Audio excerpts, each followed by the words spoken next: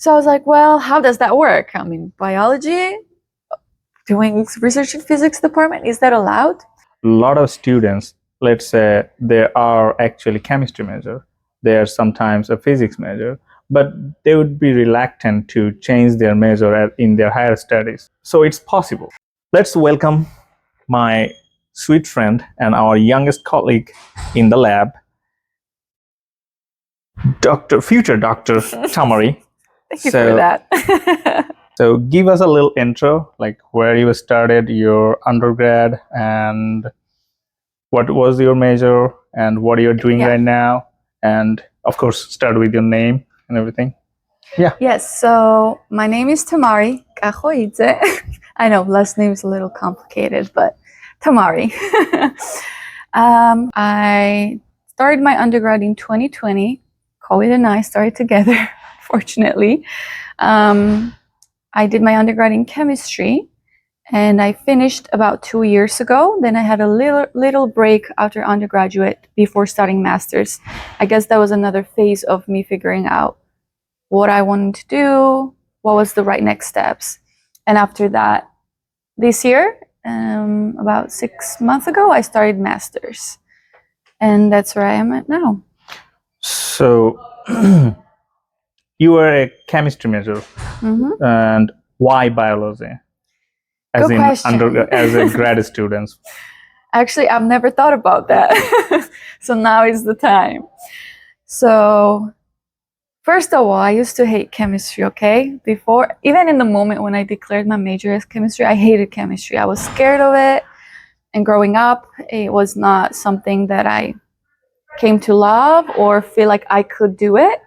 I always envisioned chemistry and physics as men majors because ex-Soviet thinking has kind of poured into my life growing up. So that kind of made me think like, oh, chemistry, physics, math, I can't do that. I'm not capable. So when declaring my major, I was like, okay, I'm moving across the ocean. It's in another language. So I was like, if I challenge myself and I can do chemistry, then I can do anything else I want, because that was the subject that intimidated me the most, scared me the most. So that was a decision on chemistry. So then I came to love chemistry. And then I was like, okay, now master's, what do I do my master's in? And biology came on my path because during the time when I graduated undergrad and before I started master's, I was teaching in biology labs. And all of my friends and coworkers, they were doing their master's or PhDs in biology. So, I didn't even think about another either physics or chemistry, because I feel like, because I'm still at UMass, I did undergrad at UMass, and I feel like I didn't want to do master's in chemistry still at UMass, because I feel like I don't know, I felt very comfortable in chemistry department. I felt like, I touched based on a few labs too as an undergrad. I did research in labs, so I feel like I don't know, I've reached whatever I wanted to in chemistry, and I just wanted to shift my gears towards something that would help me with medical school more directly as well. So putting chemistry with biology, I feel like just brings it all together, and with a little bit of physics, which I still don't know physics, but Asa does. I don't know about that. Yeah, so shifting from chemistry to biology, one was wanting to experience another subject, another field that I haven't before. Another was the factor of people around me. I'm very easily peer pressured. So seeing everyone in biology has pushed me to be like, okay, it'll be, major is going to be biology. And third will be medicine, because I feel like it packages together everything, chemistry and biology as well. So, yeah. So that's the question why I asked, because a lot of students, let's say they are actually chemistry major, they are sometimes a physics major, but they would be reluctant to change their major in their higher studies. So it's possible. It's not impossible, right? Yes, I think that any skill, so I think what a lot of students don't think about and make mistake in their phase transitioning from one major to the other or from one career to the other is all the skills that we have or we gain throughout our lives, starting from high school, those skills are transferable. Like problem solving, it doesn't matter what's your major. Even if you're business, you got to do some problem solving, critical thinking, teamwork. All of those skills are transferable to any major, any field you want. You still have to put some work into being open to learn new field, new things. You know, there's every day comes up new things in lab that we're still learning. So I feel like realizing that skills are transferable and being open to learning new things, I think that's the key to it. As we come from an economically less solvent, like Bangladesh and some other countries where students cannot afford their undergrad here, it's a lot of money. And if we don't get a scholarship, how we gonna afford our stay here? Also, it's a visa issue. So we always go for the, like a safe game. We're gonna be defensive. We're gonna stay in the lane, and what do we know? And we follow the same path. We talk to the same kind of professors, so that we don't risk actually too much. So now I know that it's possible, and I've seen some other friends in some other campuses, they do that too. Like some students studied math as an undergrad, but then switched into finance as a higher study. That's totally shift. This thing reminded me like, okay, I think we should talk about this thing and break the stereotype. People should explore all the possibilities. Even that will bring you more opportunity. Like if you talk about the scholarship, some research professor, they are looking for some grad students, and maybe his or her research rely on analytical ability, which as a physics major or math major you have, but the curricular said it's an economics or finance.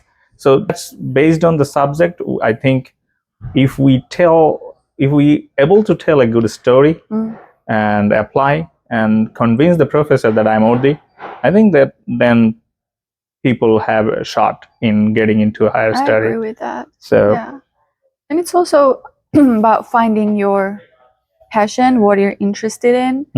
Because like I said, I want to go to medical school, but I did chemistry. Yeah, understood. You'll see like 80% of pre-medical students who are on pre-health track. You'll see 90%, 80% of them doing their major in biology, because that's the traditional path. That's what comes to our mind. That, okay, biology, that's about humans. But we don't realize that, you know, even if you do economics, like you'll see some people doing art major and then taking some pre-medical classes. And that's completely okay. Yes, if you're in completing chemistry or biology, biophysics, it might make future steps a little bit easier.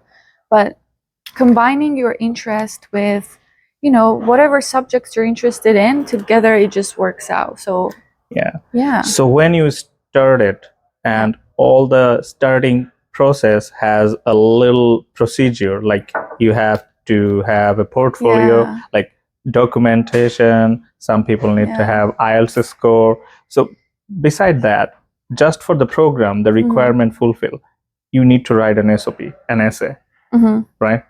To convince people from the other department that even though you're coming from a different department from them, but you can manage, you are worthy of it. So what was your thought process and your preparation process before you submitted the application for biology masters? So the preparation was, I would say, easy for me, because I had friends and people around me who had gone through that phase. So it was very easy to just know what to do over the next steps. Because I feel like usually it can be intimidating when you don't know what are the requirements for application, what steps to go through, and you don't want to miss anything. You don't want to, you know, submit past the deadline. So I feel like having people around you, being in a surrounding yourself with people who share same values as you in the career path, academia, and all of that will help you throughout this process. So for me, my friends really helped me with the application process. So the thought process for biology was kind of asking myself, why do I want to do biology masters? From chemistry, what am I bringing to biology department? And I feel like medicine is combination of all those fields, even physics, all of it. So, and even the research that I wanted to do in cancer research, it's a combination of everything: chemistry, biophysics, biology. So I think that was my thought process of being like, why do I want to apply to this program? Here are the reasons. It's like it's kind of like package my current skills with whatever I want to, whatever values and skills I want to carry as a doctor. So that was my essay, pretty much. So you told the graduate committee a story how you where I gonna started. transition. Why did I did chemistry? So what did chemistry give me, and what am I bringing here from that? Because even if you apply whatever major you do, you did learn something there. You did gain some skills, some valuable lessons. We make mistakes as well. So even if you are like, oh, I majored in chemistry, but I hated it, and I came to realize that biology is my passion, it's okay to say that. Yeah. You can say, although I hated chemistry, I learned on my mistakes, and now I know what I'm passionate about. So I think when you write your letter, you do want to convince them in a way that this is not my like a bus station stop. You know, I don't just do it for the degree or just for the name or anything like that. You will actually bring something to the table as well, either passion, commitment, previous skills. So I think essay should be not only just saying, oh, I want to do masters, but more of like, why this program? Why not other program? So I hope that answers your question. Yeah, so that's basically it. Like, once you write an essay, it's like a story telling the people who doesn't know about you and introduce yourself in academic way. It's like an interview, like on the paper. Yes, pretty much, because that's the first phase before you get to talk to anybody. And you don't want to talk of like, this is what I'm good at. No, like instead of instead of just saying, kind of show them with previous activities that you've done. That's why it's important to be involved in your community, such as, for example, joining a club. The club could be sleeping club. What's the problem? You can say, I came to realize that I don't take care of myself. I don't do work-life balance. So I joined this club where we discuss how important it is to take care of yourself. So talking about those skills, talking about your experiences instead of saying, I'm good at this, I'm good at that. No, tell them about your experience. So kind of show them from your activities. I think that's important when you write your essay, because everyone can say, I want to do this, I'm good at this, I'm passionate about. No, you need to like talk to them with a story and be authentic yourself, pretty much. Yes. Also, with your SOP, you are making your first impression, and first impression matters. It does. So once you enrolled, now I'll come to the hard question. Once you got enrolled, what was your criteria finding a prospective supervisor? He kind of knows that.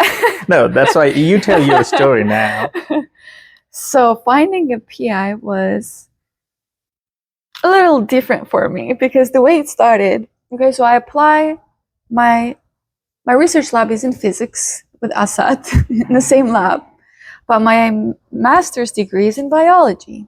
I don't do research in biology department. I only take biology classes, so everything else is in physics. So you may ask, I applied for a biology degree. Came from a chemistry. I applied for a biology degree master's. And now ended up in a physics lab professor. Physics lab.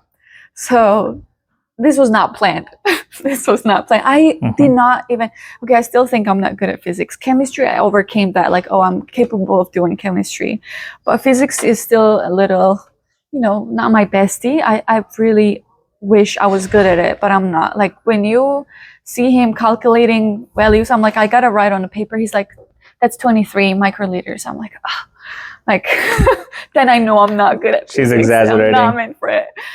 But so choosing my PI was, first, I was thinking about biology department. I was looking at PIs and research labs in biology department. I did not even knew there was a possibility for me to join another department, let it be chemistry or physics or psychology, anything. I thought it had to be biology. So I emailed, I had to list 3 PIs in terms of priority from 1, 2, 3. I listed the first PI of my choice was the one that 2 of my friends, my coworkers at the from that time shared. So peer pressure. I was like, I'll do the same lab. And also, I didn't just go by choosing the PI first. I was also looking at the labs. And the PIs that I listed from biology department, I did ask around. I did Google them. The little stalking on social media or Google or LinkedIn just to see what they do. Asking my friends from biology department who were in those labs, how was their experience? Would they recommend me to join the lab? Why not? Why yes? So that was a little bit of discussion in biology. So then I chose my 3 top choices for PIs. And this is how it goes. My first top choice told me, actually, my first top choice was someone who was recently starting here. And I wasn't sure if they didn't, or I knew they didn't have lab set up, but I wasn't sure if they were planning to take students. So I emailed her, and it took a while for her to respond. And she just, I know I had a big email of like, I work on campus. I thought that would help with like starting conversation faster or going in the office hours or something like that. I was like, I can stop by any time. I did my degree in chemistry. Now I'm, applying for this. This is why. Just a little, not a huge email, just a little spiel about me and what I wanted to talk to her about. And her response was, I don't have my lab set up yet, so I'm not taking any students. Not welcoming email, I'll say. So I was like, damn it, like, what do I do now? So then I email her again. Okay, I say, I understand your lab is not set up. That's okay. I'm like, I'll help you with the lab setup. And lab setup is not like opening boxes and putting whatever pipettes on a hanger or whatever. It's like going through IRBs, like paperwork, getting space, going through proper disposal, trainings, everything. I don't know what goes into setting up a lab, but I'm sure there's a lot more than I imagined too. But I offered her that I will be her assistant pretty much for the first semester, and then we'll start doing research. She ignored my email. She ghosted me. So I was like, okay, maybe it's not the right PI for me, because I would have wanted PI who, regardless of being busy, because all of us are busy, but ignoring an email was telling me something that I was not looking for those qualities in a PI.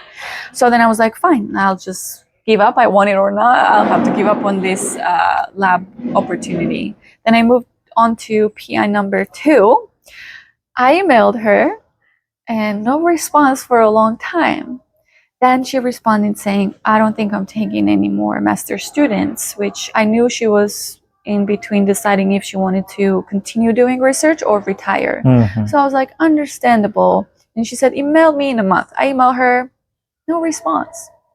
So I was like, So when was the timeline? Like when you started emailing them, you got enrolled in the first semester, no, or before enrolling? Before I submitted my application, because in the application, you have to list PIs whose lab you want to join. Yeah, like a perspective, even though you don't join, but you say something about them. Yeah, you had a discussion. You list who's your top that choice. In mind. And when you submit your application, it's like an application pool that they see, okay, biology department, these are the applications. And if I'm a PI and I'm looking to have students for master's or PhD, then I'll go into that portal and pull out applications. And then I'll say, okay, I'm interested in talking to you more about it. So I did all of this before submitting my application, saying, I want to talk to you. Am I the right student for your lab, or are you the right PI for me? But I didn't get to that point with those 2 PIs. Okay. Third one was my least desired choice in terms of lab and also, qualities that I was looking in a PI, I guess. I mean, it's hard to talk before you meet them, but, I was going through based on talking to other people and other friends in those labs. So by the time, before I got to emailing third PI, I was peer pressured again. And Caitlin, who's also IRB biophysics PhD, she told me, because I told them, well, I'm getting ghosted, I don't know what to do. And I had to make a decision on my 3 top choices or no, potentially the lab. She told me, oh, have you thought about Dr. John Shelley? I'm like, but I'm like, that's physics. She's like, yes.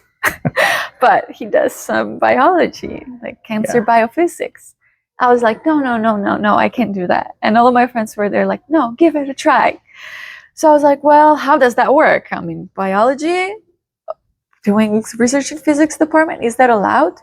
And thanks to Caitlin, shout out to Caitlin, she asked Dr. Shelley for me, and he was very responsive fast and said, yeah, have her email me. I sent my resume, little spiel, and then he responded very fast too, which was very nice because I was stressing out about finding the lab. And I met with him, and I knew even from his email responses that he was going to be the right PI for me because, you know, it was not big time gaps between email responses. Oh yeah, good thing is he's super busy. Yes, but he always find the time to write you back 1 or 2 lines. Exactly. At least I knew if he was open to talking to me or if I had to find another PI, and he understood there was a deadline to this whole process. And then through my friend who knew Assad, I talked to Assad. We had a little interview of like, how is he? What do you like about him? What do you like about this lab? And he also interviewed me a little bit of like, why do you want to do this? If this is what you're looking in lab or in your career in PI, then this is the lab. And after talking to him, I think, and I talked to Caitlin too. So I talked to 2 students from the lab that I was potentially going to join. I also talked to my PI, my current PI, and that was the decision. So long story short, yes, I was peer pressured first, but that I didn't even think about joining that lab. But first key thing to deciding which lab you want to join, before deciding which, of course, have a big idea that you want to do research in genetics or in cancer research or making macromolecules. First decide big picture of what field you want to go into, and then make that huge list of, you know, all the PIs who are doing research, and then you are going to do research on them. Interview people in their lab, email them, you know, even if you don't know them, send them a message on LinkedIn or email them, or just, you know, catch them while they're in the lab. Just be like, hey, I want to join. Can we talk? Like, just, you know, you don't have to be like, are you happy in this lab or not, if they're not open to talking to you like that. But you can, you know, kind of gather big information. You'll know when it's the right thing. But yeah, choose your big research idea. But before you stick onto the one single research lab, find your PI. Choose PI wisely. So when you narrow down, let's say you're gonna join or name his name in your SOP. Even after that, you need to have a discussion or a meeting with him. So what was your question? And when you know, your mind gonna be blown away, and then you're gonna say, I want him as my PI. So what was the red flag? What was the green flag? Like you mentioned already that some professors not too responsive. I agree with that. That's also frustrating for a higher study applicant because we are already in a palm sweating situation. We don't know when you're gonna get in. Either we're gonna get half a scholarship, full scholarship, we're gonna get any scholarship at all, TAs or RA positions. We don't know. So some like a nice word from a prospective PI, even though I can't join or I don't join him, it's so soothing and, you know, like relaxing. It is. So I agree with that moment you fell in love with the personality, right? So when you have first interview with him in person, how did you check back in your mind, you process like, okay, he's actually a good person because we already talked to 2 of his students from the lab, you visited the lab, and then now you are actually meeting the person himself, either Zoom or in person. What was the vibe check? Okay, tick mark. This good. This not bad or something like that. first vibe check was email. Mhm. I gotta stress on that because that was a big factor that told me, okay, this matters, because if I'm doing an experiment and or submitting my master's thesis and I email him, I know he'll respond. Like, I don't expect response in like few hours or a day even, but responding within a week compared to 2-3 weeks, I think made a difference for me. So that was my first vibe check. So I already was on a good positive note about him and his Yes. personality. And also, I don't know, he did not make me feel intimidated when talking to him, although I did not know anything about like the actual research like details. Yes, I knew what the research was about, but I did not know the schematics of PDT or on all of that. I also suggest reading papers before you go to talk to them. And before I made the decision, honestly, I was just reading papers. I was taking notes, highlighting, although I would say like 50% of these things did not make sense. At least true. words were familiar, because when I was talking to him, he would use acronyms because that's easy. That's daily life. He's not going to spell photodynamic therapy. He was like PDT. But I knew what PDT was because of reading papers. Okay. So read the papers also so that you feel like, like big idea. Am I liking this? So I felt comfortable telling him that this is what I know, but I have no idea about anything of physics. And he was like, that's okay.